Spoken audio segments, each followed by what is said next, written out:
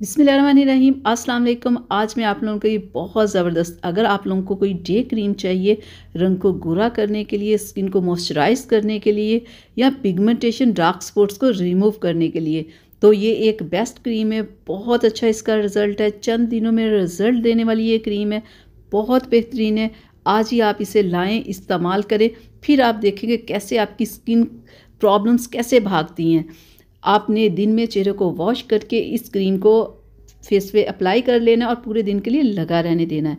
अब मैं आपको एक बार लगा के भी दिखा दूँ ये क्रीम कैसी है। ये देखिए ज़रा, इस तरह की ये क्रीम है। लगा के आपने हल्का हल्का सा मसाज करना है ताकि कि क्रीम आपकी स्किन के अंदर जज़्ब हो जाए, और 10 से 15 दिन में आपको बेहतरीन रिज़ल्ट मिलेगा। आपके चेहरे के ऊपर से पिगमेंटेशन डार्क स्पॉट्स रिमूव होना शुरू हो जाएंगे और जितने भी रिंकल्स होंगे वो आपके ख़त्म हो जाएंगे, और आपकी स्किन देखिएगा कितनी ज़बरदस्त हो जाएगी। आपकी स्किन पे बहुत ज़बरदस्त सा ग्लो आ जाएगा। आज ही आप इसे लाएं, इस्तेमाल करें और अपनी प्रॉब्लम्स को ख़त्म करें। अब मुझे इजाज़त दें। अल्लाह हाफिज़।